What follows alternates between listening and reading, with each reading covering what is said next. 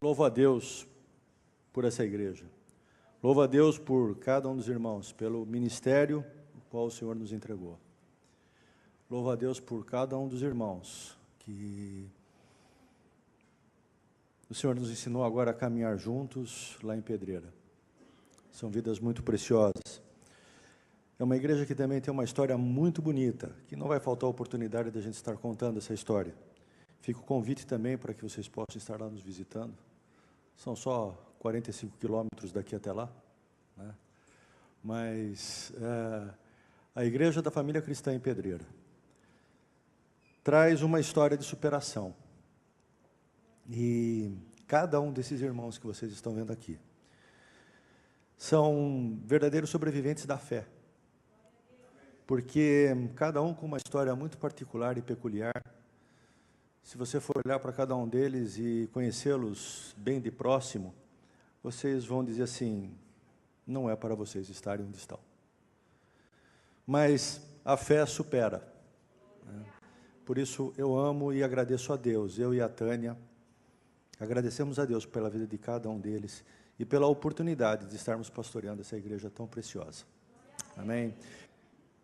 Amém, glória a Deus. Irmãos, eu quero nesta noite falar de uma mulher muito especial. Eu quero falar de uma mulher que, a despeito do tempo, que a despeito de todas as situações que ela vivia, ela superou não só as vicissitudes da própria existência, da sociedade na qual a cercava, ela superou preconceitos, ela superou tantas coisas que diziam para ela, fica onde está, ou você não tem capacidade nem para ser, ou tão menos conviver com as pessoas. Essa mulher, é interessante que ela é retratada nos 3 evangelhos, no entanto, não tem nome. Ela não tem nome. E eu penso que até o nome dela é omitido para que nós nos coloquemos no lugar dela, que nós sejamos como ela. Eu quero falar daquela mulher descrita no Evangelho de Marcos, capítulo 5, a história que vai do versículo 24 ao 34, que trata daquela mulher que tinha aquela doença, ela tinha o fluxo de sangue. Não é a primeira vez que prego sobre este tema, mas ele sempre volta à minha mente de uma forma diferente, e por isso eu quero, nesta noite, estar compartilhando mais uma vez esse tema. A história é bem conhecida, é aquela mulher que sofria havia 12 anos de hemorragia. E a lei de Israel, naquele momento, era muito séria. Era uma mulher dita como impura. Então, ela não podia viver em sociedade, ela não podia estar em sociedade. E assim foi a vida dela. E o que a gente tem que pegar dessa história é que, num dado momento, ela, conhecedora da palavra de Deus, conhecedora de que estava andando ali pela Galileia um homem chamado Jesus, que fazia milagres. Mas vale dizer que naquela época muitos andavam pela Galileia fazendo milagres. Um outro milagre, talvez, uma outra situação. Mas ali havia alguma coisa de especial. No Evangelho de Marcos diz assim, a partir do verso 24... E foi com ele e seguiu uma grande multidão que o apertava.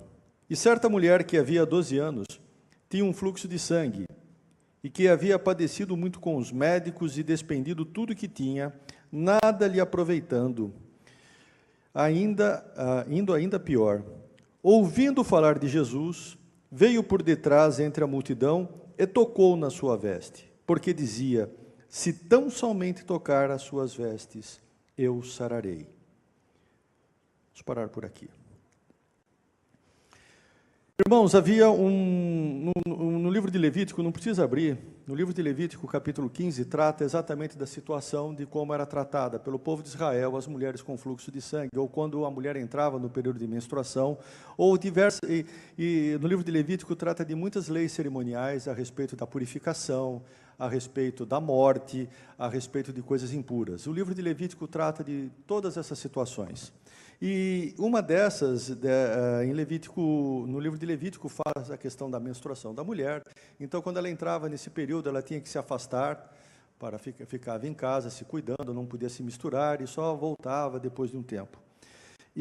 Só que essa mulher começou a viver um problema. Ela teve o seu ciclo menstrual e não parou mais. Então, ela já não podia mais viver em sociedade, ela já não podia mais viver com ninguém.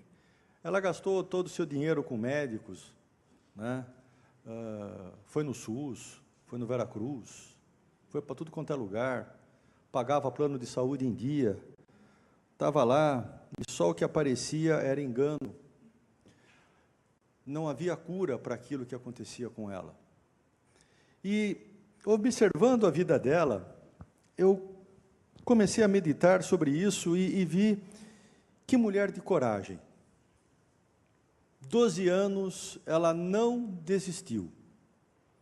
12 anos escondida, 12 anos esperançosa, até que um dado momento ela ouve falar de um tal de Jesus que estava andando pela Galileia, andando por aqueles lugares, e ela diz assim: se tão somente eu tocá-lo, eu serei salvo, eu serei curada. Uma mulher tomada por toda desesperança, mas não desistiu. Essa mulher, apesar de toda essa dificuldade, ela entendia que ela vivia numa sociedade na qual ela era segregada, correto? Ela vivia uma situação em que ela não podia realmente viver em sociedade. Mas, o que ela fazia nesses 12 anos, enquanto ela não podia sair de casa? Pelo simples fato dela ter chegado à conclusão, como ela diz ali no Evangelho, se eu simplesmente tocar na orla de suas vestes, eu serei curada. Irmãos, pelo simples fato dela ter chegado a essa conclusão, eu começo a perceber que essa mulher era uma estudiosa da palavra de Deus. Ela era uma profunda estudiosa do Antigo Testamento. Muito mais que todos aqueles que naquele momento na sociedade a cercavam, os fariseus e tudo mais, a sociedade. Ela teve a percepção clara, porque no mesmo livro de Levítico, onde colocava sobre ela um peso e uma condenação, havia no mesmo livro de Levítico uma indicação de que a cura viria se ela tão somente tocasse nas vestes de Jesus. E é simples ver isso. Em Levítico capítulo 11, diz assim: e se dos seus cadáveres cair alguma coisa sobre alguma semente que se vai semear, será limpa. A confiança dessa mulher nos ensina que Jesus é água viva, fonte inesgotável, porque ali, em Levítico, fala da cisterna de cura. No verso 36 diz assim: porém, a fonte ou cisterna em que se recolhem as águas será limpa. Naquela cisterna, quem chegasse ali seria limpo, seria purificado. E ela percebeu em Jesus que ela foi a primeira a perceber que ele era a fonte da água viva. Ela foi a primeira a perceber isso. Nem os discípulos que andavam tão pertinho dela perceberam isso. E apesar de toda a dificuldade dela sair de casa, porque certamente, vivendo 12 anos, com fluxo de sangue, certamente os vizinhos sabiam quem ela era. E se ela fosse encontrada na rua, ela poderia ser apedrejada, jogada para fora. Porque em quem ela encostasse também seria impuro. Como diz as leis cerimoniais, lá como está descrito em Levítico capítulo 15. Aí ela teve que se tomar de muita coragem. Eu não sei como ela fez, talvez ela tenha se disfarçado, se coberto com um véu, alguma coisa, feito uma maquiagem diferente, feito alguma coisa diferente ali, e ela foi pela multidão. Ela foi andando pela multidão, se esgueirando e certamente esbarrando em um e outro, mas ela não quis saber. Ela não quis saber disso. Ela queria saber, sim, que aquele que era chamado de Jesus, pelos milagres que ele fazia, ela entendeu que ele era realmente a fonte da água da vida, como lá descrito lá em Levítico, que se alguém chegasse àquela fonte, essa fonte purificaria. Ora, e ela vai a despeito de tudo. E Jesus está andando naquela multidão, um monte de gente ao lado dele, apertando, espremendo, e diz a palavra que, num dado momento, Jesus fala assim, alguém me tocou. Os discípulos até brincam com ele, Senhor, como alguém te tocou? Está todo mundo te tocando, nós estamos aqui espremidos no meio dessa multidão. Mas Jesus fala, alguém me tocou de um modo diferente. Mas ela nem chegou a tocar em Jesus. Ela tão somente queria tocar nas suas vestes. Só, já lhe bastava. Já lhe bastava tocar as vestes. Um simples relar de mão nas suas vestes. Isso me faz pensar muito nos dias de hoje, que como exigimos sinais, como exigimos situações, onde queremos Deus presente nas nossas vidas de uma forma tão clara, tão mais evidente, que vemos as bênçãos passarem, a glória de Deus passar, e nada vai alcançar a tua vida, você que espera por sinais e prodígios. Uma sociedade que vivia, essa mulher que não é muito diferente dos dias de hoje. Uma sociedade cercada por homens legalistas, por leis estranhas, por situações esquisitas que se viviam naquele tempo e nos vivemos hoje, onde era muito mais importante a forma, o formalismo do que é por dentro, um preconceito muito grande, o farisaísmo crescia de uma forma, o farisaísmo dominava toda aquela cultura, impondo regras e costumes. E é interessante que nós vemos nos dias de hoje esse farisaísmo ocorrendo em duas vertentes, tanto na vertente religiosa quanto na vertente pagã, vamos dizer assim. Se por um lado, algumas igrejas, algumas denominações, ou até seitas, heréticas ou não, impõem regras e normas de condutas, nós vemos hoje também uma sociedade ateia, uma sociedade pagã, também querendo impor para nós formas e condutas. Hoje não podemos mais pensar, nos tem sido tirado o direito de pensar como crentes e filhos de Deus. Basta ver o que aconteceu no último exame do Enem, uma redação sobre intolerância religiosa. E os comentários dos corretores das provas, e o que está saindo por aí pela mídia, é que a grande maioria das redações tratava da intolerância religiosa do crente, do cristão, apontando o cristão como intolerante. Curioso isso. Curioso. Não houve nenhuma redação falando sobre a intolerância de você poder pensar de uma forma diferente como o mundo está exigindo que você pense. Nada se fala a esse respeito. Nada se fala que esse ateísmo pregado não deixa de ser, ou acaba sendo, na realidade, uma religião disfarçada cujo Deus é o Estado, cujo Deus é uma coisa que te domina e vai te tirando o teu próprio pensamento, vai te tirando a tua própria liberdade, vai te tirando o teu próprio caráter de exercer aquilo que Deus tem lhe dado como autoridade no mundo perdido. E essa autoridade nos é delegada porque Cristo que habita em nós é a luz do mundo e o mundo jaz em trevas. Então, se nós somos a luz do mundo, por onde nós andamos, nós escancaramos as mentiras e as mazelas do mundo. Não tem como. Aonde o cristão entra, ele faz a diferença, ele acaba mostrando exatamente aquilo que o mundo é, porque aquilo que nós seguimos é a palavra da verdade. E nós não combinamos com aquilo que é errado. Não combinamos. Por isso que o mundo nos acha intolerante. Por isso que o mundo tenta contaminar os nossos jovens. Por isso que o mundo tenta contaminar até os mais velhos. Isso em todas as áreas do convívio social, seja ele político, seja ele no clube, seja ele nas escolas, porque nós não combinamos com esse padrão que tem sido imposto por algo que não deixa de ser uma religião, e uma religião perigosa e perniciosa, porque está tirando Deus e colocando no lugar uma figura que está dominando,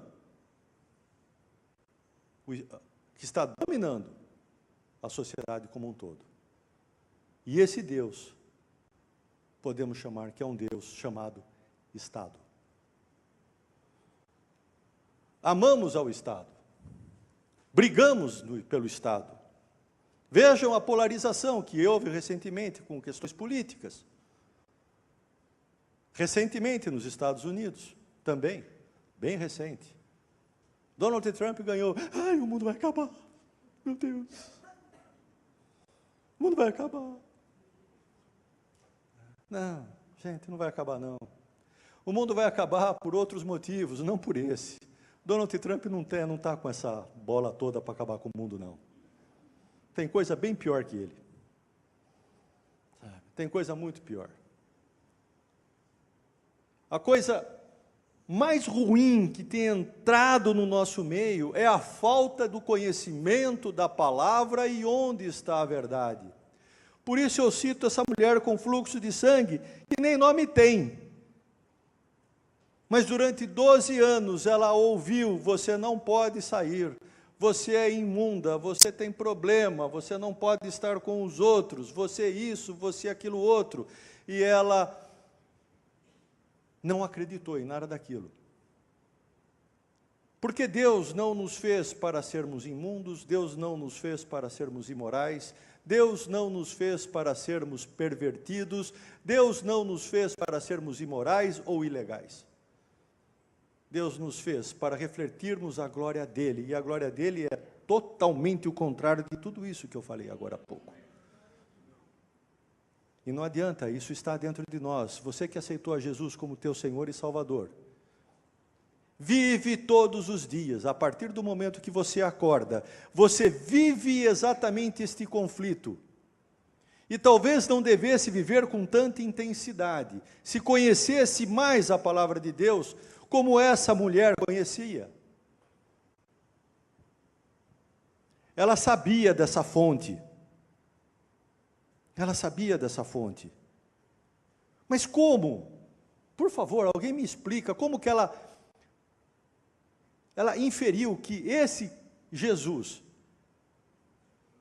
é a fonte da água viva, a fonte que purifica. A única explicação que eu tenho para isso é comunhão com Deus. A única explicação que eu tenho para isso é se debruçar na palavra de Deus, olhar para a palavra de Deus, que é a verdade, conferi-la com todos os fatos e acontecimentos do mundo e começar a fazer as ligações. E que, aliás, isso que é inteligência. Inteligência não é conhecer a Bíblia de Gênesis a Apocalipse de cabo a rabo, citar um versículo de cor. Inteligência é você pegar um versículo ali de Levítico e depois pegar uma situação vivida lá no presente, ligar os fatos, a iluminação do Espírito Santo e você chegar à conclusão certa e adequada. Isso é inteligência. Inteligência é saber ligar os pontos. E nós estamos vivendo um mundo de superficialidades, onde, disse aqui, quando ministrando aqui sobre os odres novos, nós estamos num mundo tão superficial, tão fast food, tão rápido, que nós nos recusamos a ler mais do que um parágrafo, ou no máximo uma linha. Nós nos recusamos, porque temos que pensar, temos que abstrair. A Bíblia, no máximo um versículo, 2. O recordista é 3. E aquele que lê muito tem aquela caixinha de promessa. E tira. O maior veneno da igreja é essa caixinha de promessa. Joga fora se você tem uma. Sabe? Joga fora. Sério, irmãos. Abre a Bíblia. Leia. Sabe? Não se baste com um único versículo. Não se baste. Deus te fez com capacidade intelectiva. Deus te fez um ser pensante. E Deus não te fez alguma coisa que vai morrer e depois vai voltar, quem sabe, como uma ameba. Tem uma notícia recente que um cara está namorando uma cobra, porque ele disse que a namorada dele que reencarnou na cobra. Aí eu fiquei pensando, misericórdia, se essa coisa voltou como cobra, como que ele era na vida anterior? Pelo amor de Deus. Que diz que a reencarnação é para melhorar, né? Gente, ela voltou como cobra. E é uma naja. Pss. O cara está jogando videogame e ele está lá. Pss. Socorro, alguém me ajuda. Né? Como que pode isso? Como que pode? E as coisas, há um entendimento, parece que a mente das pessoas estão embotadas. E o mundo tem jogado tanta porcariada na nossa frente que nós estamos aceitando. Mas nós vamos mudar a nossa mente, nós vamos ser como essa mulher com fluxo de sangue. Nós vamos entender que o mal que nós estamos sofrendo tem uma solução. Mas sabe, a gente vem à igreja, vem para orar, vem com os nossos problemas, a gente vem com situações legítimas e claras, que são verdadeiras, são dolorosas, mas nós não paramos nem um minuto para buscar as origens dos males que nós estamos enfrentando. Muitas vezes, eu penso, ao longo assim, como se eu tivesse lá muita experiência como pastor, são poucos anos, são 10 anos, muito mais que o pastor Eugênio, Kelson, muito mais que muitos pastores, o pastor Fábio, muito menos que eles, né? Aliás, eles têm muito mais experiência. Mas o que eu tenho observado é que muitas das questões que às vezes nos chegam não tem nada a ver nem com o diabo, não tem nada a ver com coisa nenhuma, tem a ver com a própria pessoa, de ela se conhecer a si mesma e de se confrontar com a palavra de Deus. Porque a palavra de Deus é o nosso espelho, ela fala de nós. Cada versículo, cada ponto, ela fala de mim, ela fala a meu respeito. Eu me enxergo em Davi, das vezes que peco, me envergonho e corro a Deus para pedir perdão. Eu me vejo muito em Davi. Por outro lado, eu me vejo até muitas vezes como Saul, impulsivo, orgulhoso, demoro a chegar a Deus para pedir perdão.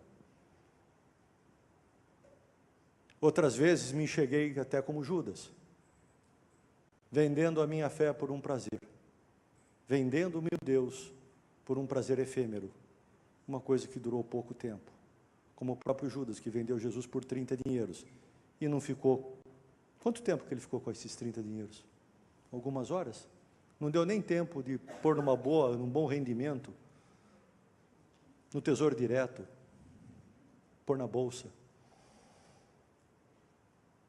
Muitas vezes eu me vi assim como ele, muitas vezes já me vi como Pedro, impulsivo, como que muitas vezes, ouvindo uma palavra abençoada num culto, eu saio assim, agora eu vou ser aquele evangelizador, eu saio e eu vou agora evangelizar e pregar o evangelho para todas as criaturas, para tudo quanto é coisa. Saio do culto assim maravilhado, vou para casa, como aquela pizza, vou dormir assistindo Fantástico, aí na segunda-feira, que droga, começou a semana, Jesus, só o sangue de Jesus e tal, aí a gente vem, aí está se afogando, aí graças a Deus Jesus vem cá filho, vem cá, como Pedro. Outras vezes eu me senti como Paulo,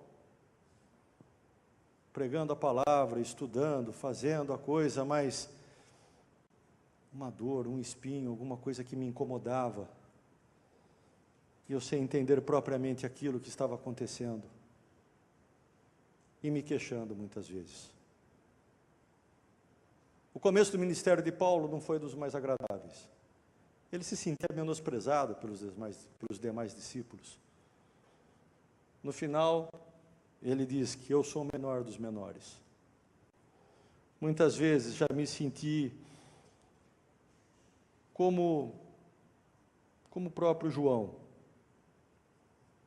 chorão, melancólico, diante de tantas situações tristes, mas também tendo claras e maravilhosas visões que o Senhor tem me trazido em várias áreas da minha vida. Tenho, graças a Deus, bons testemunhos para viver como um João.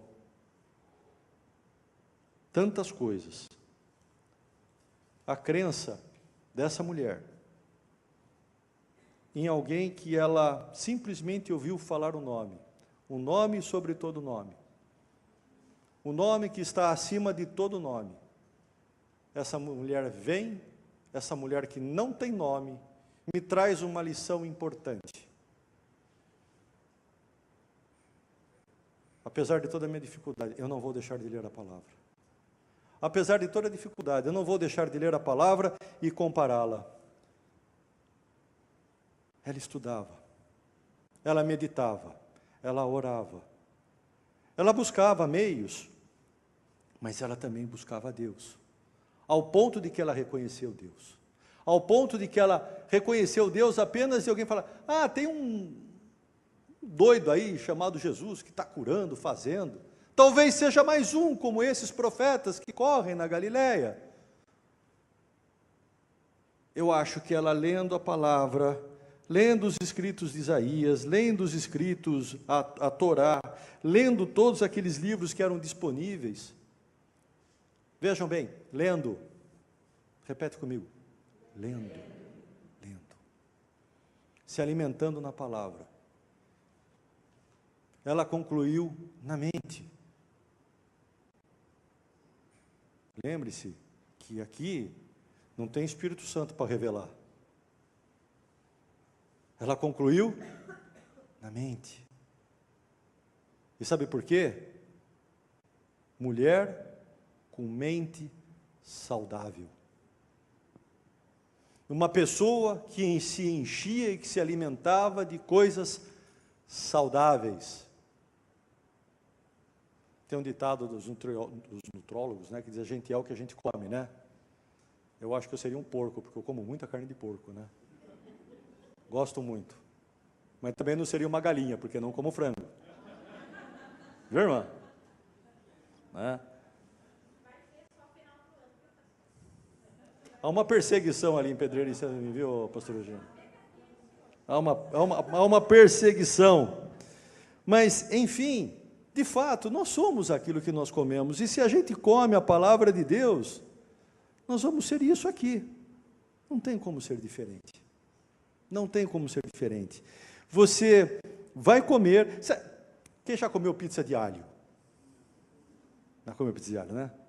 Ô, bênção à noite, né? Vai deitar, né? Boa noite, querido.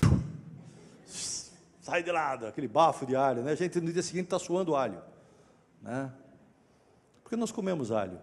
Mas sabe que interessante? A palavra de Deus fala no bom perfume de Cristo. Que nós nos alimentamos da palavra de Deus e exalamos o bom perfume de Cristo. E eu penso que essa mulher, com fluxo de sangue, ela comia muito da palavra de Deus. Ela se sentia suja, porque a sociedade ali naquele momento dizia que ela era suja, porque ela tinha essa menstruação sem parar. Mas ela foi além daquilo que diziam. Ela foi além. Ela entendia que Deus tinha um propósito para ela, e ela foi buscar na palavra, o que era para a vida dela. Em João diz que os milagres feitos por Jesus eram para que nós viéssemos a crer. Essa mulher foi preparada durante 12 anos. Olha, irmãos, o relógio de Deus eu não entendo. Eu não entendo. Às vezes as pessoas perguntam assim para mim, pastor, por que demora tanto? Né? Eu digo assim, eu faço até uma brincadeira.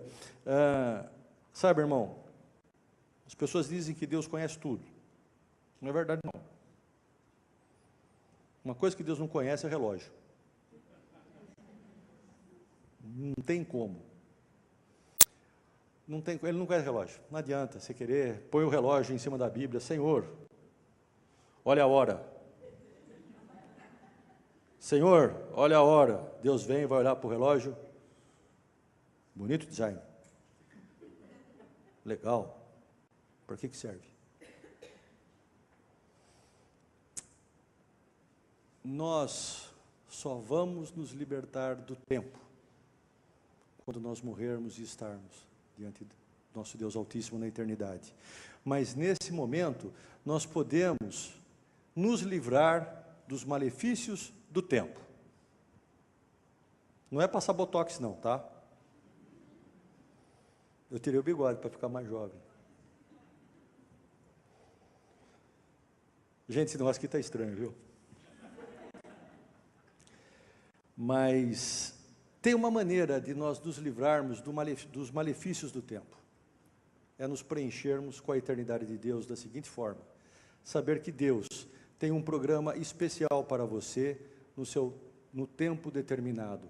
Isso parece uma palavra fácil, mas eu quero dizer para você o seguinte, que o tempo que você está vivendo hoje é um tempo que o Senhor determinou para você, e ele vai ser tão mais fácil ou tão mais difícil na medida que você entra na mente de Deus. E a maneira de você entrar na mente de Deus é entrar dentro da mente de Deus que está aqui. É ler a palavra, não ler versículos soltos da caixinha da promessa. Sabe? Não esperar que pelo Facebook ou pelo WhatsApp, um irmão te mande uma figurinha, um gif, de alguém jogando florzinha, que teu dia seja abençoado em nome de Jesus, né? E você se enche com aquilo. Irmãos, que miserável que você é, se você espera uma mensagem desse tamanhinho para ser feliz, meu, caramba, vai, sei lá, vai se converter. Desculpa falar assim, mas nós não podemos querer sermos saciados com migalhas. Há um banquete preparado por Deus, há um banquete preparado, há uma feijoada maravilhosa, há sei lá o que, um estrogonofe, há um prato gigantesco e maravilhoso preparado para aqueles que amam e servem ao Senhor, e dessa forma, o tempo, todas essas situações, não vão te abalar, não vai nos abalar, para sermos também luz aí no mundo, sabe? Nós estamos vivendo um tempo de muita superficialidade, as pessoas de qualquer modo estão cansadas de palavrório, de palavras soltas, não querem mais, né? Nós temos que estar unidos na fé em Cristo, para levarmos aquilo que realmente o Evangelho está precisando. O evangelismo hoje mudou de tônica. As igrejas parece que estão evangelizando ou fazendo grandes eventos, mas para crente. Desculpa, encontro com Jesus, marcha para Jesus, só vai crente. Só vai crente. Parece que nós fazemos grandes movimentos nas igrejas, estabelecemos grandes estratégias e convidamos somente crente. Porque temos vergonha de falar de Jesus para outras pessoas. E nós começamos a montar estratégias pensando o seguinte: olha, vamos fazer diferente, porque falou que a igreja as pessoas não vão. Porque a igreja, esse mundo, essa modernidade, esse mundo pós-moderno, essas coisas todas, estão colocando uma aura na igreja, estão colocando uma capa de legalismo dentro das igrejas. E nós estamos comprando essa ideia. Nós estamos comprando essa ideia, e ao invés de nós lutarmos contra essa ideia, nós estamos nos adaptando a ela e tentando fazer coisas para que nós não pareçamos tanto igreja. Algo meio camaleão. Eu vou me mudando, a minha cor vai mudando para me adaptar ao meio e de repente atrair pessoas. Desculpa, eu não concordo com isso. O cristão é autêntico e a palavra que nós temos para trazer, ela é autêntica, ela é verdadeira, ela é eficaz, é uma faca, é uma espada de dois gumes e ela tem autoridade e tem poder em nome de Jesus. Amém. E começa nas nossas vidas, sabe? Nós não podemos permitir professar crer em Deus e viver como se Ele não existisse. Nós dizemos que cremos em Deus, mas corremos para tudo quanto é artifício diferente do próprio Deus.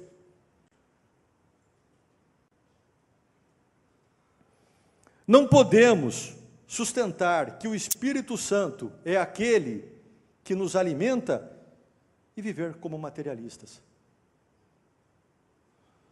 Não podemos afirmar a imortalidade da alma e atuar como se como se nada se esperasse depois da morte,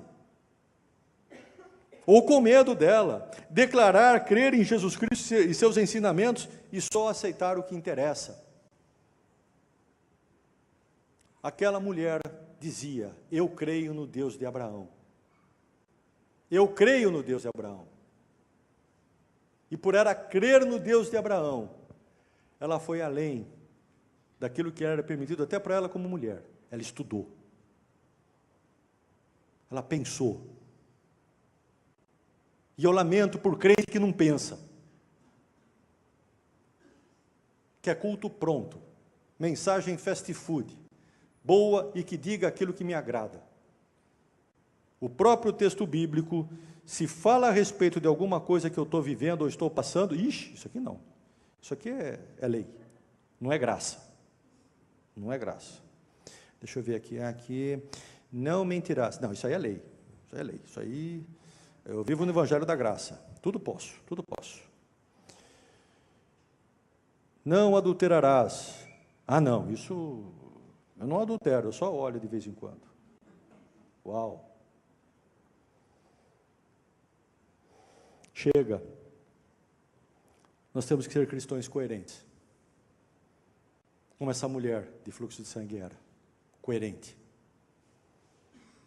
Ela cria em Deus.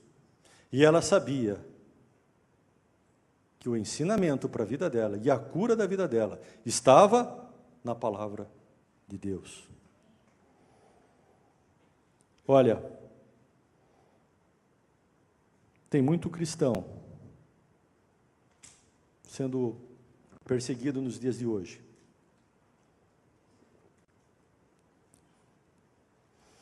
Tem muito cristão vivendo situações muito difíceis nos dias de hoje. E digo para vocês, nunca houve tanta perseguição para o mundo cristão, nem no início da igreja, a perseguição foi tão grande quanto nos dias de hoje.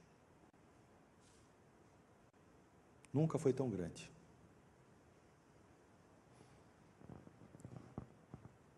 Se naquela época a perseguição redundava em morte, hoje nós temos, além do requinte da crueldade e da morte, da decapitação, cristão sendo queimado, apedrejado, etc., etc., nós vivemos neste mundo ocidental livre o apedrejamento da nossa ideologia cristã. E nós estamos nos calando, porque nós podemos ofender o nosso vizinho. Nós nos calamos porque podemos ofender aquela pessoinha que está fazendo alguma coisa errada, da mesma forma como João Batista alertou Herodes. Ele não teve medo de apontar o dedo para Herodes e falar: esse teu casamento é ilegal. Ele não teve medo. Tudo bem que ele perdeu a cabeça, mas não perdeu a salvação. Pois é. Então, mas nós estamos cheios de dedos para falar. Cheios de dedos. Vamos tomar cuidado para falar com Mateus, porque ele pode se ofender. Eu tenho que tomar cuidado para falar com a Alessandra, porque, ai meu Deus, ela pode se ofender. Como que eu me mostro para o meu vizinho? Preciso tomar cuidado, porque ele pode se ofender. Eu vou dizer que ele vai para o inferno? Tá, você pode dizer que ele não vai para o inferno, mas você pode dizer assim, cara, você vai para um lugar muito ruim. Se você quiser relativizar as coisas ao máximo. Pecado é pecado. A questão do pecado é que com ele não há meio termo, mas a questão da graça também não há meio termo, mas nós entendemos a graça como uma coisa da maneira como melhor nos convém. Existe uma corrente que se diz cristã, eu vou encerrar, mas só para os irmãos entenderem, como é grave a contaminação que o mundo está trazendo para dentro das igrejas e como isso nos traz um evangelho relativizado, de pouca profundidade, porque pega justamente quem não estuda, quem não lê, quem não tem intimidade com Deus. Porque para você ter intimidade com Deus, você precisa ler essa palavra. Não tem como, irmão, você tem que ler a palavra de Deus.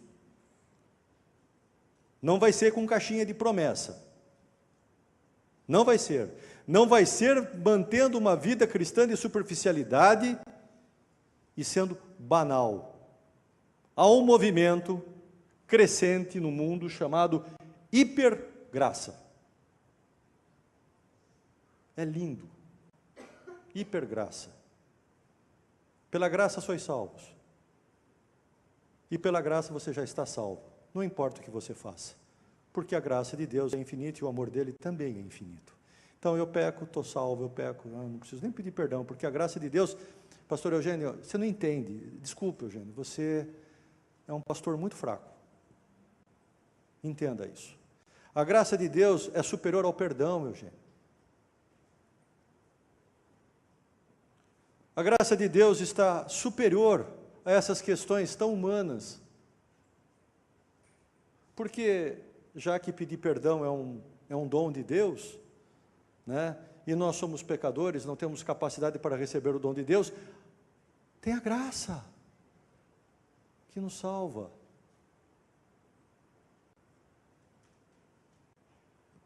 Assustador. Fora isso, evangelhos de prosperidade, evangelho disso, evangelho daquilo outro, o ateísmo entrando na igreja. Ateísmo entrando na igreja. Creiam, irmãos, existem crentes ateus que creem em si mesmos, que creem que aquele que provê o seu lar é o Estado, é algo além dele, é o seu salário, é a sua força de trabalho. Então, enquanto as coisas estão boas na minha carteira, o meu Deus está muito bem, obrigado. Mas quando não está, então eu preciso recorrer a esse Deus. Então, qualquer coisa que eu faça para estabelecer o acordo e a normalidade com esse Deus é válida. E assim nós temos vivido. Mas essa igreja vai ser uma igreja diferente. A igreja vai começar a se mover de uma forma diferente, com homens e mulheres ousados em Deus, conhecedores, profundos conhecedores da palavra, fugindo da superficialidade. Vejam, fugindo da superficialidade e sermos conhecedores e participantes de um evangelho vivo e eficaz, sem medo, sem ter vergonha de professar a fé que o Senhor nos tem dado, e que muitos, todos aqui, têm vivido graças diariamente, ou não é verdade isso que eu estou falando? Irmãos, nós temos recebido graça sobre graça. Não vamos crer nas vozes externas, a palavra de Deus. Vamos viver a igreja. Vamos viver a misericórdia uns com os outros, como diz lá em Gálatas. Primeiro aos domésticos da fé. Vamos dar primeiro na igreja, vamos ser primeiro na igreja para sermos testemunho lá fora. Não vamos ser testemunhos daquilo que nós não somos, mas vamos ser testemunhos reais e vivos daquilo que Deus é, daquilo que Jesus é nas nossas vidas e nos nossos corações. Vamos ser autênticos, cristãos autênticos, exalando o bom perfume de Cristo, né? Aquele que tem um cheiro de Jesus. Cheira teu irmão aí do lado, vê se ele está cheirando Jesus, vê aí. Né? Veja ele aí. Está cheirando Jesus? Né? Jesus tem um cheiro bom. Faz assim, olha. Cheira. Um aroma doce, agradável, que gera vida. Gera vida. E esse aroma gostoso só vai poder exalar aquele que está se alimentando da palavra de Deus. Não é aquele que se alimenta de porcaria ou alho todos os dias. Olha, alho é bom para a saúde, tá? Mas vai dizer, não, o pastor falou que não deve comer alho. Não falei nada disso não. Tá? Mas aquele que exala o bom perfume de Cristo, a palavra de Deus. Amém? Glória a Deus. Vamos ficar de pé, eu quero orar. Pedir para o pastor Eugênio vir aqui. Pedir para a turma do louvor subir. Deus, te agradecemos, Senhor, pelo teu cuidado e carinho por nossas vidas. Obrigado, Senhor Deus, por mais um ano, Senhor Deus, que a Igreja da Família Cristã faz aqui em Campinas, e também neste mesmo mês, Senhor Deus, estamos comemorando o aniversário da igreja lá em Pedreira, Pai. Essas coincidências, Senhor Deus, que nos colocam como participantes de um reino, Pai. Em nome de Jesus, Pai, a tua bênção seja sobre todos, Pai. Que possamos ser, Senhor Deus, atentos à tua palavra, como aquela mulher ali, Senhor, o era, ao encontrar, Senhor Deus, Jesus. Ela viu em Jesus, Pai, aquilo que ela já conhecia na tua palavra, Pai. E ela não foi enganada, Senhor. Ela leu. Ela sabia que haveria de vir o Messias, ela sabia. 12 anos, ela olhou para tanta coisa, mas ela nem precisou olhar para ti, bastou ela ouvir o nome que é sobre todos os nomes, bastou ela ouvir, só ouvir, e ela foi na direção correta, porque ela também tinha profundidade, ela tinha intimidade contigo, Pai. Que essa intimidade venha sobre nós, Senhor Deus, esse desejo de intimidade, Pai, venha encher os nossos corações, Pai, e nos transforme em pessoas mais profundas, Senhor Deus, pessoas mais cheias de conteúdo, pessoas que exalam o teu bom perfume, Senhor Deus, pessoas que não têm medo de expressar a tua verdade, porque a tua verdade é vida. Mas, Pai, estamos tão cercados de morte, Pai amado, que perdoa-nos, Senhor Deus, por vezes estamos exalando o cheiro de morte. Mas vem o teu bálsamo, Espírito Santo de Deus, derrama teu bálsamo sobre a igreja agora. O bom perfume de Cristo seja por todos. Estanca, Senhor Deus, as nossas feridas e nos faz andar purificados, Senhor Deus, por um mundo tão contaminado, Pai, e sermos luz, sermos evangelho, não para os que estão aqui dentro, mas para os que estão lá fora. No nome santo e glorioso de Jesus, a tua graça e a tua paz a todos. Amém. Glória a Deus. Das muitas coisas muito legais que o pastor Marcos falou, uma delas saltou dentro do meu coração, que foi quando ele disse que muitas vezes nós professamos Deus, muitas vezes nós falamos Deus, mas nós não vivemos como nós crescemos em Deus.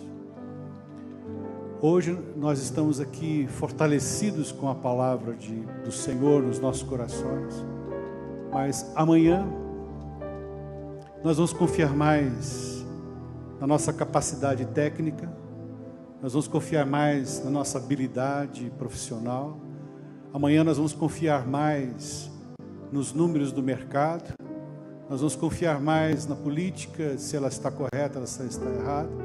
Nós vamos confiar mais nos noticiários. E nós falamos de Deus, mas nós não vivemos como se Deus existisse e estivesse muito, muito interessado no mínimo da nossa vida, no detalhe da minha vida, na simplicidade da minha vida. Às vezes nós colocamos Deus, vamos envolver Deus apenas nas grandes coisas, mas Ele é um Pai tão amoroso, que Ele se preocupa com o detalhe da sua vida, Ele se preocupa com aquela coisa mais simples do seu dia a dia. Pense, a coisa mais simples que você faz, Deus está ali com você. Eu gostaria que você sentisse que você está tocando as vestes de Jesus, para que amanhã você não confie mais no número do mercado, você não confie mais na sua capacidade técnica, profissional, você não confie nisso, mas confie na mão do Senhor que está sobre você e que é poderoso para fazer infinitamente mais do que nós pedimos e pensamos. Então toque no Senhor nessa noite, receba essa unção, recebe essa graça na sua vida. Dê a mão para a pessoa que está do seu lado agora e diga algumas palavras ao Senhor a respeito dela. Abençoe a vida dessa pessoa. Diga o quanto ela é preciosa ao Senhor, quanto você é precioso, você é precioso, preciosos ao Senhor. Aleluia. Recebam a graça do Senhor, receba o amor do Senhor. Quem por fé tem tocado ao Senhor, recebe a graça. E que seja uma semana cheia da presença do Senhor, cheia da leitura da palavra de Deus, porque Ele existe, porque Ele é bom, porque a sua bondade dura para sempre. Amém. Que o Senhor te abençoe e te guarde e faça resplandecer o rosto sobre ti.